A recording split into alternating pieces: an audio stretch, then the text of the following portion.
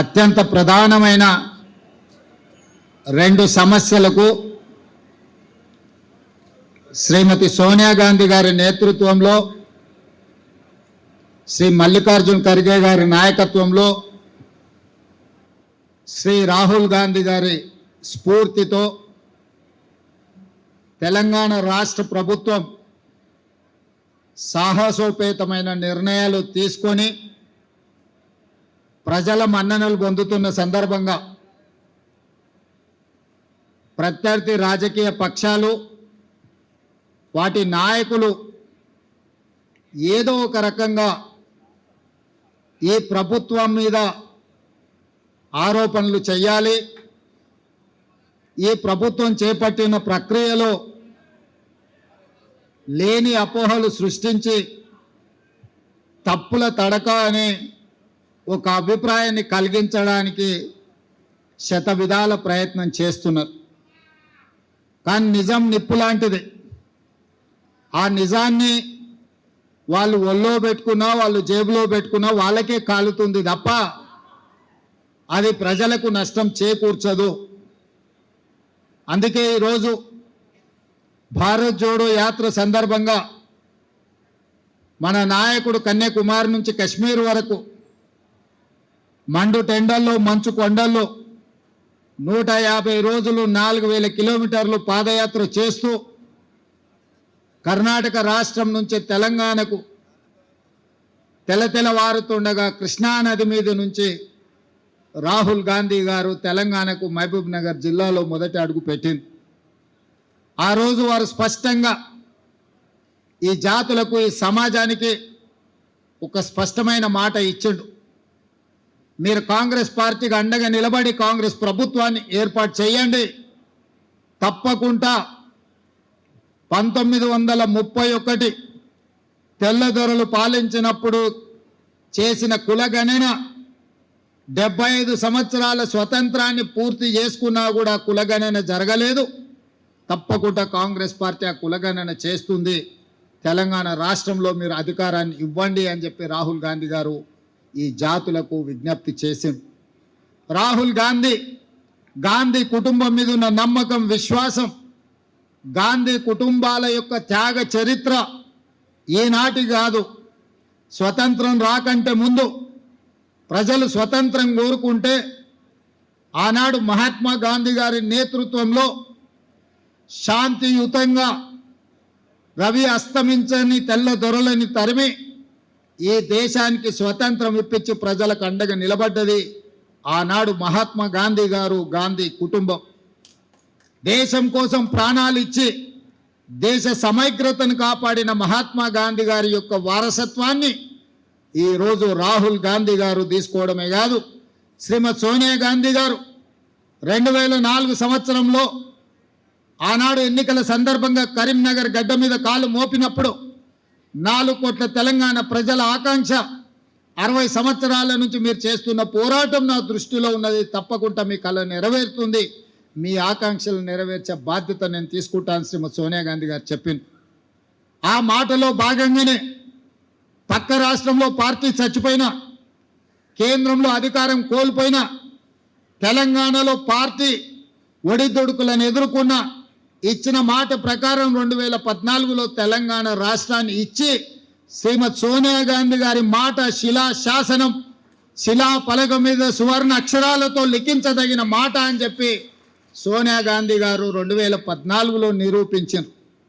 మరి ఆనాడు దేశం కోసం త్యాగం చేసి దేశానికి స్వతంత్రం తెచ్చిన మహాత్మా గాంధీ గారి స్ఫూర్తితో ఈనాడు రాజకీయ ప్రయోజనాలకు అతీతంగా 4 కోట్ల ప్రజల యొక్క ఆకాంక్షల్ని నెరవేర్చాలని తెలంగాణ రాష్ట్రం ఇచ్చిన శ్రీమతి సోనియా గాంధీ గారి స్ఫూర్తితో రాహుల్ గాంధీ గారు ఒక మాట ఇచ్చిండ్రు ఈ దేశానికి. ఎక్కడెక్కడైతే కాంగ్రెస్ పార్టీ రాష్ట్రాలలో అధికారంలోకి వస్తుందో ఆయా రాష్ట్రాలలో కులగణన చేసి ముఖ్యంగా బలహీన వర్గాల లెక్క తేల్చి వాళ్లకు ఇవ్వాల్సిన వాటా కోటా ఇచ్చే బాధ్యత కాంగ్రెస్ పార్టీ తీసుకుంటుంది. కేంద్రంలో ప్రభుత్వం ఏర్పాటు చేసి రాజ్యాంగాన్ని సవరించి 50% రిజర్వేషన్ల నిబంధనను తొలగించి బలహీన వర్గాలకు రిజర్వేషన్లు పెంచడమే కాదు, వాళ్ళ జనాభాను లెక్కగట్టి దామాషా ప్రకారం నిధులను కేటాయిస్తామని రాహుల్ గాంధీ గారు మాట ఇచ్చింది. మరి అంత త్యాగాల వారసత్వాన్ని తీసుకున్న రాహుల్ గాంధీ గారు మాట ఇస్తే ఆ మాటను నిలబెట్టాల్సిన బాధ్యత ఆనాటి పిసిసి అధ్యక్షుడిగా నా మీద, ఆనాటి సిఎల్పి నాయకుడిగా బట్టి విక్రమార్క గారి మీద ఉన్నది. అందుకే మేమిద్దరం ప్రభుత్వం ఏర్పడ్డ తర్వాత చాలా సందర్భాలలో చర్చించి దీన్ని పారదర్శకంగా ప్రజలకు అందుబాటులోకి తీసుకురావాలని ఆలోచన చేసినాం. శాసనసభలో పెట్టినాం, చర్చలు చేసినాం, మంత్రివర్గ ఆమోదం తీసుకున్నాం, మంత్రివర్గ ఉపసంఘాన్ని వేసినాం. మంత్రివర్గ ఉపసంఘానికి కూడా నిష్పక్షపాతంగా నిబద్ధతతో పనిచేయగలిగిన వాళ్ళు ఉండాలి అని ఆ ఉపసంఘానికి అధ్యక్షుడిగా అత్యంత సుదీర్ఘకాలం పిసిసి అధ్యక్షుడిగా పనిచేసిన ఉత్తమ్ కుమార్ రెడ్డి గారిని చైర్మన్గా పెట్టి అందులో ఉమ్మడి రాష్ట్రంలోనే ఉప ముఖ్యమంత్రిగా పనిచేసి ఎస్సీ ఎస్టీ సప్లైని అమలు చేసిన పెద్దలు దామోదర్ రాజనరసింహ గారిని, అదేవిధంగా శ్రీధర్ బాబు గారిని, పొన్నం ప్రభాకర్ గారిని, సీతక్కను, వీళ్ళందరినీ కూడా అందులో సభ్యులుగా చేర్చి దాన్ని పూర్తి స్థాయిలో సాంకేతికంగా న్యాయపరంగా వివిధ రాష్ట్రాలలో ఏం జరుగుతుందో గమనించి, అది బీహార్ కావచ్చు, హర్యానా కావచ్చు, కర్ణాటక కావచ్చు, ఇతర రాష్ట్రాలలో ఆ ప్రభుత్వాలు ఆ పార్టీలు చేసి విఫలమైన విషయాలను కూడా పరిగణలోకి తీసుకొని ఈ కులగణన మీద ఒక నిర్దిష్టమైన ప్రణాళికను రచించి దాన్ని ప్లానింగ్ డిపార్ట్మెంట్కి అప్పచెప్పి దాదాపుగా 95,000 మంది ఎన్రోలర్స్ని 9,500 మందిని వీళ్ళ మీద సూపర్వైజ్ చేయడానికి మొత్తం దాదాపుగా 104,000 మంది ప్రభుత్వ అధికారులను, ముఖ్యంగా జనగణన చేసే టీచర్లందరినీ కూడా సంఘాలతో ఉప ముఖ్యమంత్రి గారు మాట్లాడి ఆ సంఘాలను ఒప్పించి వాళ్ళందరినీ కూడా ఈ కార్యాచరణలో భాగస్వాములను చేసి 150 ఇళ్లను ఒక యూనిట్గా 95,000 యూనిట్లు దాదాపుగా చేసి ప్రతి యూనిట్కి ఒక ఎన్రోలర్ను పెట్టి ఆ ఎన్రోలర్ కూడా రోజుకి 8 నుంచి 10 ఇండ్లు మాత్రమే. ఎందుకంటే 150 ఇండ్లు 2 రోజుల్లోనూ 3 రోజుల్లోనూ 4 రోజుల్లోనూ చేయమంటే హడావిడిలో తప్పులు జరుగుతాయన్న ఆలోచనతోటి 3 రోజులు ఆ 150 ఇండ్లకు ప్రతి ఇంటికి ఒక స్టిక్కర్ అంటించి మొదట ఆ ఇండ్లను గుర్తించే కార్యక్రమం చేసినాం. ఇండ్లను గుర్తించి ప్రతి 150 ఇండ్లను ఒక యూనిట్గా వాటిని విభజించి దాదాపుగా 95,000 యూనిట్లుగా విభజించి 95,000 మంది ఎన్రోలర్స్ని అపాయింట్ చేసినాం. ఆ ఎన్రోలర్స్ దాదాపుగా 45 రోజులు రోజుకు 8 నుంచి 10 ఇళ్ళే. ఎందుకు మరి 150 ఇళ్ళకు రోజుకి 8, 10 చేస్తే 15 రోజులలో అయిపోవాలి కదా అని మీకు అనుమానం రావచ్చు. ఒకరోజు మన ఎన్రోలర్ పోతే ఆ ఇంట్లో ఉండకపోవచ్చు, ఆ ఇంటి యజమాని పెళ్ళికి పోయి ఉండొచ్చు, ఆ ఇంటి యజమాని ఇంకెక్కడికైనా వెళ్ళి ఉండొచ్చు, లేదా పిల్లలుండి యజమాని లేకపోయి ఉండొచ్చు. అందుకే ఒక్కటికి 4 సార్లు ప్రతి ఇంటికి తిరిగి ప్రతి ఇంటి వాళ్ళని కలిసి 8 పేజీల రిపోర్టు 57 ప్రశ్నలు అనుబంధ ప్రశ్నలు పెట్టి పేరు, తండ్రి పేరు, పుట్టుమచ్చల కాడ నుంచి మొదలు పెడితే వాళ్లకు గొర్రె బర్రె ఉన్నదా, భూమి ఉన్నదా, సంక్షేమ పథకాలు ఏమైనా వచ్చినాయా, రాజకీయ రిజర్వేషన్లు మీరేమైనా పొందినరా, మీ కుటుంబంలో చదువుకున్న వాళ్ళు ఎవరు, చదువుకున్న వాళ్ళు ఎవరితో సహా సంపూర్ణమైన సమాచారాన్ని సేకరించి మనమే రాసుకుంటే అందులో లోపాలు ఉన్నాయి, రాసుకున్న ఆయన ఏం రాసుకున్నాడో నాకు తెలియదని ఇట్లాంటి తిర్రోళ్ళు ఎవరన్నా కేటీఆర్ లాంటి వాళ్ళు మాట్లాడతారని రాసుకున్న దాని మీద సంతకం పెట్టించి ఆ సంతకంతో పాటు పక్కన ఆ ఎన్రోల్ చేసిన ఎన్రోలర్తో సంతకాలు పెట్టించి ఆ పక్కన సూపర్వైజ్ చేసిన సూపర్వైజింగ్ అథారిటీతో కూడా 3 సంతకాలు తీసుకొని ఆ పక్కడ్బందీగా మాన్యువల్ డాక్యుమెంట్స్ని తయారు చేసి మళ్ళీ 36,000 మందిని కంప్యూటర్ ఆపరేటర్లుగా పెట్టి డేటా ఎంట్రీ ఆపరేటర్స్ని పెట్టి ఎవరైతే ఇల్లు తిరిగి సమాచారాన్ని సేకరించిందో వాళ్ళే కంప్యూటర్ ఆపరేటర్ దగ్గర కూర్చొని వాళ్ళే చెప్పి కంప్యూటర్లో ఎంట్రీ చేయించాలి. ఎందుకంటే ఇంగ్లీష్లో రాసుకున్నోనికి ఈజీగా అర్థమైంది, పక్కోడు చదివితే తీ కావచ్చు, తా కావచ్చు, కీ కావచ్చు, కా కావచ్చు, ఈ కన్ఫ్యూజన్లు అని ఉండొద్దు అని ఎవరైతే ఇల్లు తిరిగి సమాచారాన్ని సేకరించిందో వాళ్ళే డేటా ఎంట్రీ ఆపరేటర్ పక్కన కూర్చొని ఆ 150 కుటుంబాలకు సంబంధించిన సమాచారాన్ని కంప్యూటరైజ్డ్ చేపించి కంప్యూటర్లో కూడా మొత్తం డేటా సేకరించి ఎనాలిసిస్ చేసి ఈరోజు ఇంతకుముందు పెద్దలు బట్టి విక్రమార్క గారు చూపించిన విధంగా బలహీన వర్గాల లెక్క 5 కేటగిరీలు ABCDE. ఇవాళ కొంతమంది అంటారు మైనారిటీల లెక్క ఎట్లా తీసిరని. మైనారిటీల లెక్క తీయక తప్పదు, ఎందుకంటే BCE గ్రూప్ కింద వాళ్ళకు కూడా 4% రిజర్వేషన్ ఉన్నది. ఇది చట్టపరంగా సుప్రీంకోర్టు ఇచ్చిన రిజర్వేషను. ఆనాటి యూపీఏ ప్రభుత్వం మన్మోహన్ సింగ్, సోనియా గాంధీ గారు, రాజశేఖర రెడ్డి గారు ఇచ్చిన రిజర్వేషన్. మరి ఈ 5 కేటగిరీలకు A category, B category, C category, D category, E category, ఈ అన్ని కేటగిరీలను విడివిడిగా ఎంతమంది ఉన్నారని లెక్క తేలిస్తే బలహీన వర్గాల లెక్క 56.33% లెక్క తేలింది. మా దళిత సోదరులది 10.45% తేలింది. మా గిరిజన సోదరులది 10.08% తేలింది దాదాపుగా. అదేవిధంగా ఆనాడు 12 గంటలల్లా ఒక్క రోజు చంద్రశేఖరరావు కాకి లెక్కలు చెట్ల మీద ఇస్తరాకులు కుట్టినట్టు లెక్కలు కట్టి ఇదే పెద్ద బైబిల్, ఇదే ఖురాను, ఇదే భగవద్గీత, ఈ లెక్కనే కరెక్ట్ అని కాకి లెక్కలు చూపించాను. నేను ఆ కాకి లెక్కలకు ఒకటే చెప్పదలుచుకున్నా. మా దామాన్ని ఇక్కడనే ఉన్నాడు. ఎస్సీ ఉపకులాలు 59 మంది. ఇన్నేళ్ల నుంచి ఆ లెక్క కరెక్ట్గా ఉంది. కానీ కాకి లెక్కల కేసీఆర్ చేసిన సమగ్ర కుటుంబ సర్వేలో ఎస్సీ ఉపకులాలు 82 కులాలు అని తేల్చండు. ప్రభుత్వం దగ్గర అధికారికంగా డేటా ఉంది, డాక్యుమెంట్ ఉంది. మా దామాన్న కాగితం తీసుకొని చూపించాలి. 59 కులాలు అని మిగిలిన ఎస్సీ ఉపకులాలు ఎక్కడి నుంచి వచ్చినో చంద్రశేఖరరావు చెప్పాలి. ఇక ఆయన సక్కనైన లెక్క కడితే గిట్ల తేలింది. చదువుకోకముందు ఎవడో కాకరకాయ అన్నాడంట, చదువుకున్నాక కీకరకాయ అన్నాడంట. లెక్క కట్టనప్పుడు, లెక్కలేదైనప్పుడు మా దళిత సోదరుల 59 కులాలు ఉపకులాలు ఉంటే చంద్రశేఖరరావు లెక్కలు కడితే 82 అయినాయి. ఈ సొక్కమైన లెక్క తీసుకొచ్చి నా లెక్కనే ఇది కరెక్టు, నేను సత్యహరిచంద్రుని, ఆయన పోతా ఆయన వారసుడిగా నేను పుట్టినా, నా లెక్కకు ఈరోజు బట్టి విక్రమార్క, రేవంత్ రెడ్డి, ఉత్తమ్ కుమార్ రెడ్డి చేసిన లెక్కకు పొత్తన లేదు, ఇది తీసి పక్కన పడేయండి అంటుండు. నిజంగానే చంద్రశేఖరరావు దీన్ని అనాలి అంటే ఎప్పుడు ఆయనకు నైతిక హక్కు వస్తుంది అంటే ఆయన సమగ్ర కుటుంబ సర్వేతో పాటు ఈనాడు ప్రభుత్వం చేసిన కులగణంలో ఆయన కొడుకు, ఆయన అల్లుడు అందులో లెక్కలు రాపిస్తే ఆయన లెక్క గురించి మాట్లాడడానికి అధికారం ఉంది. అసలు తెలంగాణ సమాజంలో జీవించే హక్కే చంద్రశేఖరరావుకు లేదు. ఈ సమాజంలో ఉన్న ప్రజల అందరి లెక్క కట్టి అధికారికంగా ప్రభుత్వం చేసిన లెక్క ఇది. ఇది ప్రైవేట్గా రేవంత్ రెడ్డి, బట్టి విక్రమార్కను, ఉత్తమ్ కుమార్ రెడ్డి గారు వ్యక్తులుగా చేసిన లెక్క కాదు. ఇది ప్రభుత్వం లెక్క, అధికారిక లెక్క. ఈరోజు లెక్క పక్కాగా ఉండాలని ఇల్లు తిరిగి ప్రతి 150 కుటుంబాలకు ఒక ఎన్రోలర్ను పెట్టి రోజుకి 8 నుంచి 10 కుటుంబాల లెక్కనే తేల్చి ఈరోజు స్పష్టంగా 3,54,00,000 పైచిలకు ఈరోజు లెక్క తేల్చినాం. వీళ్ళందరూ వాళ్ళ సమాచారాన్ని ఇచ్చిన వాళ్ళు, వాళ్ళందరూ జనజీవన స్రవంతిలో ఉన్నోళ్ళు. ఇప్పుడు 16 లక్షల పైగా జనాభా జనజీవన స్రవంతిలో లేరు. అందులో ముందు వరుసలో చంద్రశేఖరరావు, ఆ తర్వాత తారక రామారావు, ఆ తర్వాత హరీష్ రావు, ఆ తర్వాత పోచంపల్లి, నిన్న మొన్న గ్యాంబ్లింగ్ చేసిన పోచంపల్లి శ్రీనివాసరెడ్డి, గ్యాంబ్లర్స్ అందరూ అందులోనే ఉన్నారు. ఈ గ్యాంబ్లర్స్కి ఇష్టం లేదు. ఎందుకంటే వాళ్ళ లెక్క తెలుస్తుంది.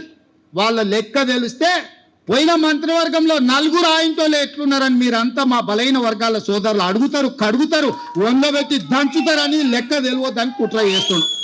ఇక మా దాంట్లో మా అమాయక సోదరులు 75 ఏళ్ళ తర్వాత ఒక లెక్క పక్కాగా మనం చేస్తే దాన్ని అర్థం చేసుకోకుండా ఈ లెక్క తప్పు అని అంటారు. ఈ లెక్క తప్పు అంటే మళ్ళీ మొదటికి వస్తుంది. అంటే ఇక మీ జీవితంలో ఈ లెక్క రావద్దని చంద్రశేఖరరావు ఏదైతే కుట్ర చేస్తుండో మీరు కూడా తెలియకుండానే ఆ కుట్రకు సహకరిస్తున్నారు. నేను ఇవాళ వేదిక మీద నుంచి ఛాలెంజ్ చేస్తున్నా. ఎవరైతే 8 పేజీల లెక్కలో వివరాలు ఇచ్చి సంతకాలు పెట్టిరో ఏ దాంట్లో కూడా ఒక్క తప్పు లేదు. ప్రతి కాలం వాళ్ళు రాసిచ్చిందే మా వాళ్ళు రాసుకున్నారు, వాళ్ళు సంతకం పెట్టింది ప్రభుత్వం దగ్గర ఉంది. మేము రాసుకోలే ఈ లెక్కలు, వాళ్ళు రాసి సంతకం పెట్టిన లెక్కనే మేము సేకరించినాం. 3,54,00,000 పైచిలకు ఏదైతే లెక్క ఉందో వాళ్ళు ఇచ్చిన సమాచారం 96.9% లెక్కలు ఇచ్చారు. 3.1% లెక్కలు ఇవ్వలేదు. లెక్కలు ఇవ్వలను కొంతమంది విధులేకి ఇవ్వకపోవచ్చు, కొంతమంది ఆ సమయానికి లేకి ఇవ్వకపోవచ్చు. కానీ చంద్రశేఖరరావు లాంటి వాళ్ళు తెలిసి బలిసి కావాలని ఈ లెక్కలకు రాలేదు. వస్తే సంచి బియ్యం వండితే వాళ్ళు తినంగా మిగులుతుంది, మొత్తం వాళ్ళ జాతి తిన్నా కూడా మిగతాళ్ళకి మిగులుతుంది, లెక్క తెలుస్తుంది.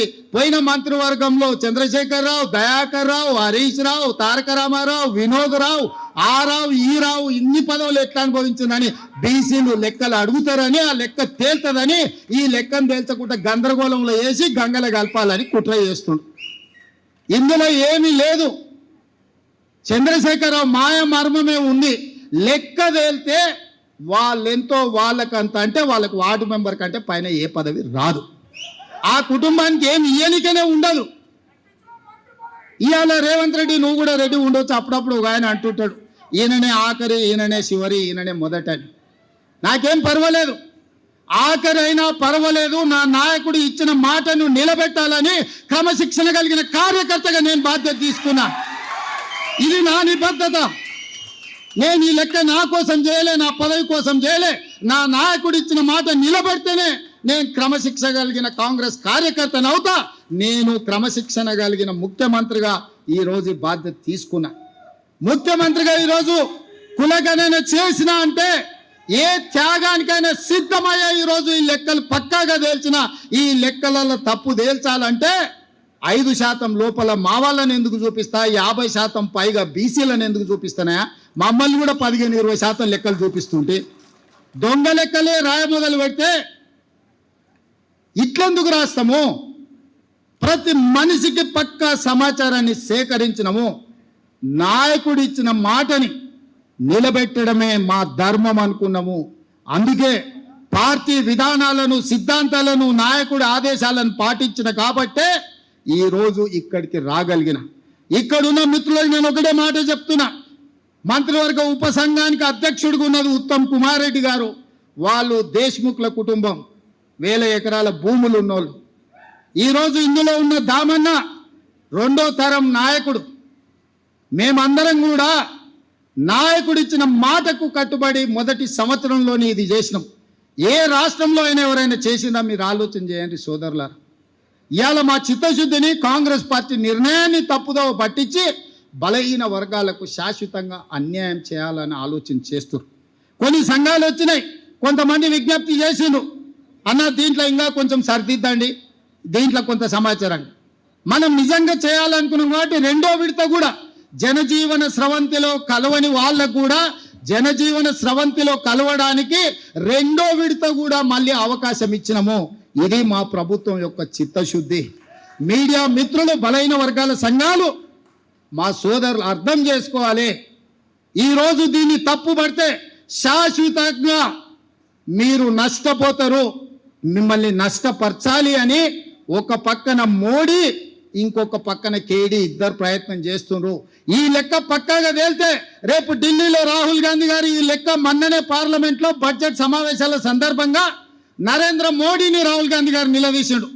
మా ప్రభుత్వం తెలంగాణ రాష్ట్రంలో బీసీ కులగణన చేసింది, దేశ జనాభా మొత్తాన్ని, అన్ని జాతుల లెక్క తేల్చింది మోడీ.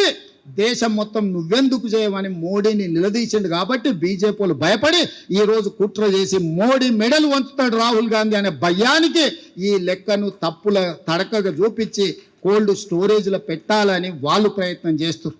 ఈ లెక్క తేలితే తమ సంగతి, అసలు బండారం బయటపడుతుందని చంద్రశేఖరరావు గారు దీన్ని ఇంకొక పక్కన అదే చేస్తారు. వీళ్ళిద్దరు ఒకే రకంగా ఆలోచన చేస్తారు. ఈడున్న వేదిక మీద ఉన్న మిత్రులకు, కిందున్న వాళ్ళకు ఒక విషయం చెప్పాలి. మోడీ గారు నేను బీసీని అంటాడు. మోడీ గారు వాస్తవంగా బీసీ కాదయా, లీగల్లీ కన్వర్టెడ్ బీసీ. నేను చాలా జాగ్రత్తగా ఈ పదం వాడుతున్నా, లీగల్లీ కన్వర్టెడ్ బీసీ. 2001 వరకు ఆయన ముఖ్యమంత్రి కానంత వరకు ఆయన కులము గుజరాత్ రాష్ట్రంలో ఉన్నత వర్గాలలో ఉండే. ఆయన ముఖ్యమంత్రి అయినాక ఆ కులాన్ని తీసుకొచ్చి బీసీలో కలుపుకున్నాడయా చట్టం చేసి. ఆయన పుట్టుకతో బీసీ కాదు, నరేంద్ర మోడీ గారు పుట్టుకతో బీసీ కాదు, పుట్టుకతో ఉన్నత కులము. కానీ 2001లో ఆయన ముఖ్యమంత్రి అయిన తర్వాత ఆయన కులాన్ని తీసుకొచ్చి బీసీ కులాలలో కలిపి మీ దాంట్లో ఇత్తేసి పొత్తుగూడిండు. ఇక మీ ఇష్టం, ఆ పైన మీ ఇష్టం. ఆయన కుర్చీలో నేను బీసీని ఉన్నా కదా, మీకు అందరికి ఎందుకు అంటుండు? ఆయన సర్టిఫికెట్ ఈరోజు బీసీ ఉండొచ్చు, కానీ మనస్తత్వం మాత్రము బీసీల వ్యతిరేక మనస్తత్వం. బీసీ ప్రధానమంత్రి అయితే 2021లో జనాభా లెక్కలు ఎందుకు చేయలేదు? జనాభా లెక్కలలో బీసీ కులాల లెక్కెందుకు తేల్చలేదు? ఇవాళ 2025లో బీసీ లెక్కలుగా మొత్తం జనాభా లెక్కలు కడతాం అంటుండు. నేను ఈ వేదిక మీద నుంచి డిమాండ్ చేస్తున్నా నరేంద్ర మోడీ గారిని, రేపు చేయబోయే జనాభా లెక్కలల్లో బీసీ కులాల జనాభాను కూడా జనాభా లెక్కలలోనే చేర్చని చిత్తశుద్ధి ఉంటే లెక్క కట్టు, లెక్క తేల్చు. ఇవాళ మేము చేసింది తప్పు అంటుంది కదా. తెలంగాణ రాష్ట్రంలో కూడా కేంద్ర ప్రభుత్వం కులగణన చేసేటప్పుడు, మొత్తం జనగణన చేసేటప్పుడు జనగణనలో కులగణన చెయ్యి, ఇల్లు తిరుగు లెక్కలు రాయి, ఆ లెక్క తీసుకొచ్చి ముందల పెట్టి కాంగ్రెస్ పార్టీ రాహుల్ గాంధీ గారు చేసిన లెక్క ఇది, నరేంద్ర మోడీ చేసిన లెక్క ఇది అని రెండింటిని పక్కన పెట్టి చూపించు. బలహీన వర్గాలది ఇప్పటి వరకు లెక్కనే చేయలేదు మిత్రమా. లెక్కలు ఎవరు కూడలేదు, లెక్క ఎవరు కట్టలేదు. లెక్క కట్టండి లెక్కలు తీసుకొచ్చి చూపించి ఈ లెక్క ఇట్లుంది, ఈ లెక్క తప్పు ఉంది అని అంటే ఇక మరి చదువుకున్న మా బలహీన వర్గాల మేధావులు ఆలోచన చేయాలి, ఆ జాతికి నాయకత్వం వహించే వాళ్ళు చేయాలి. మమ్మల్ని ఈరోజు తప్పు పడితే ఈ తప్పు మాకు కాదు మీకే నష్టం. ఈ లెక్కలు పక్కాగా తేల్చినాం. ఇవాళ 56.33% బలహీన వర్గాల లెక్క తేలింది ABCD ఈ కేటగిరీ కింద. రేపు ఏడికైనా ఏ కోర్టు దగ్గరికైనా వెళ్ళి మీ రిజర్వేషన్లు పెంచుకోవాలంటే ఇది లెక్క ఉంది తెలంగాణ రాష్ట్రంలో, స్థానిక సంస్థల లెక్క తెలుసండి అని సుప్రీంకోర్టు ముందర పోయి నిలబడవచ్చు. ఇవాళ ఎంత మనం 42% ఇస్తామన్నాం, ఇవాళ జనాభా లెక్క 56.33% తేలింది. పక్కా లెక్క తీసుకెళ్లి సుప్రీంకోర్టు ముందర పెడితే కోర్టు కూడా ఈరోజు అభ్యంతరం పెట్టడానికి లేదు. ఇవాళ చట్టాన్ని సవరించాల్సిన ఒత్తిడి కేంద్ర ప్రభుత్వం మీద ఉంటుంది. అదేవిధంగా వర్గీకరణ గురించి మా పెద్దలు దామన్న చెప్తాడు. చాలా ఏళ్ళ నుంచి పిల్లలు ప్రాణాలు పోయినాయి, చాలా ఏళ్ళ నుంచి వాళ్ళు జీవితంలో ఇది తప్ప ఇంకో ఆశయం లేకుండా వేలాది లక్షలాది మంది పిల్లలు కొట్లాడి దానికి శాశ్వత పరిష్కారం చూపించాలని దాన్ని కూడా ఉత్తమ్ కుమార్ రెడ్డి గారి నేతృత్వంలోనే మాదిగ ఉపకులాల SC కేటగరైజేషన్ విషయంలో కూడా నిర్ణయం తీసుకోవాలనుకున్నాడు. పెద్దలు మోత్పల్లి నరసింహులు గారు ఉన్నారు. నాకు తెలిసి పెళ్లిగాక ముందే ఆయన యూనివర్సిటీ నుంచి ఎమ్మెల్యే అయ్యాడు. నాకు తెలిసి ఆ రోజు నుంచి ఈ రోజు వరకు ఈ సమస్యను ఏదో పరిష్కారం చూపించాలని చాలా ఏళ్ళ నుంచి చేస్తుండే. ఇవాళ శాశ్వతంగా పరిష్కారం చూపించినాం. మొత్తం 15% SC రిజర్వేషన్లో 9.75% మాదిగ ఉపకులాలకు వస్తే 5.25% మాల ఉపకులాలకు వచ్చింది. ఇక దీన్ని కూడా ఎవరో ఒకరు తప్పు పట్టాలి, దీన్ని ఏదో ఒక రకంగా తప్పుదో పట్టించాలని కొంతమంది మిత్రులు చేస్తున్నారు. ఇట్లాంటి దీంట్లల్లా పడకండి. ఎందుకంటే ఏ రాష్ట్రం, ఏ ముఖ్యమంత్రి, ఏ పార్టీ చేయని సాహసోపేతమైన కార్యక్రమాన్ని మన ప్రభుత్వం చేసింది. నా మంత్రివర్గ సహచరులు, నా శాసనసభ్యులు అండగా నిలబడి మంత్రివర్గంలో ఆమోదించి శాసనసభలో దాన్ని తీర్మానం చేసి రేపు చట్టాన్ని చేయబోతున్నాము. ఎంత గొప్ప లక్ష్యం ముందు చిన్న ఆరోపణలు చేస్తే వాటి వైపు చూడకండి. ఇంత గొప్ప నిర్ణయం ఈ దేశంలోనే జరగలేదు. తెలంగాణ రాష్ట్రం ఎంత ముఖ్యమో ఇవాళ ఈ దేశంలో ఈ రెండు సమస్యల పరిష్కారం కూడా అంతే ముఖ్యం. అంత శాశ్వతమైన సమస్యను, శాశ్వతమైన పరిష్కారాన్ని ఈరోజు మనం చూసుకున్నాం. అందుకే మిత్రులారా, ఎవరు మాట్లాడినా ఛాలెంజ్ చేయండి. ఏ లెక్క తప్పుందో, ఏ వార్డులో తప్పుందో, ఏ ఇంట్లో తప్పుందో లెక్క చెప్పమని చెప్పుండ్రు. ఇవాళ రానోళ్ళు బయట ఉన్నారు. వాళ్ళు ఇందులోకి వస్తే వాళ్ళు బీసీలు కావచ్చు, వాళ్ళు ఎస్సీలు కావచ్చు, మైనారిటీలు కావచ్చు, ఎవరైనా లెక్క ఆటోమేటిక్గా పెరుగుతుంది. లెక్క కట్టిన వాళ్ళు 3.1% బయట ఉన్నారు. లెక్క కట్టిన వాళ్ళు 96.9% లెక్కలలో. లెక్కలకు వచ్చిన వాళ్ళ దాంట్లోనే శాతం ఇచ్చినాం. లెక్కకు రానోళ్ళు ఇందులోకి వస్తే ఆటోమేటిక్గా బీసీలు పెరగడానికి అవకాశం ఉంటుంది, ఎస్సీలు పెరగడానికి అవకాశం ఉంటుంది, మైనారిటీలు పెరగడానికి అవకాశం ఉంటుంది. దీన్ని మళ్ళా రెండో విడత ఏదైతే అవకాశం ఇచ్చినామో ఈ అవకాశాన్ని సద్వినియోగం చేసుకోండి. జనజీవన స్రవంతిలో కలవండి అని చెప్పండి. మా బలహీన వర్గాల సోదరులకు, సంఘాలకు నేను విజ్ఞప్తి చేస్తున్నా. చంద్రశేఖరరావు ఇంటి ముందల, హరీష్ రావు ఇంటి ముందల, తారక రామారావు ఇంటి ముందల మేలుకొలుపు డప్పు కొట్టండి. మేలుకొలుపు డప్పు కొట్టండి. వాళ్ళు లెక్కలకు రాకుంటున్నంత కాలం ఈ లెక్క తప్పు అని చెప్తారు. వాళ్ళని లైన్లో నించోబెట్టి లెక్కలకు తీసుకురండి, లెక్క కట్టండి. అప్పుడు లెక్క పూర్తిగా తేలుతుంది. లేకపోతే సామాజిక బహిష్కరణ అనే శిక్ష విధించండి వాళ్ళకు. ఇవాళ ఈ బలహీన వర్గాల ఈ జనాభా లెక్కలల్లో కేసీఆర్ కుటుంబం నమోదు చేయించుకోకపోతే సామాజిక బహిష్కరణ అనే వాళ్ళకు శిక్ష. ఆ సామాజిక బహిష్కరణ చేయడానికి మీరు అందరు సిద్ధమా? అన్న వాళ్ళు గట్టిగా చెప్పండి, సప్పట్లు కొట్టి చెప్పండి.